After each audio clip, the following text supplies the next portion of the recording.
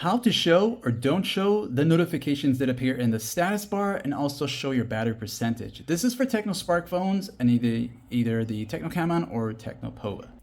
Not all phone models are the same, but in order to get there, you can always use the quick access, tap on the settings here, and you are going to the part that says display here.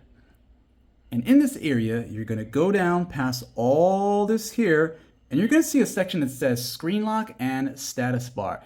Right in the status bar area, you'll be taken to these three settings. Again, different phone models have different options. So if you want your internet speed to be constantly showing, and I'll bring that up closer so you can see what I'm talking about here, when it's turned off, it won't show, but on it will show. You got your battery percentage here, and you can see it's showing 82, but when it's off, it's not there, but the battery icon is there. Now for these here, these are basically the little notification icons that will appear to the left top area here. So if you got any and you turn it off, it won't show. And if you don't want them showing there, just go ahead and turn that off. And ladies and gentlemen, if this is gonna help you out in any way, like and sub.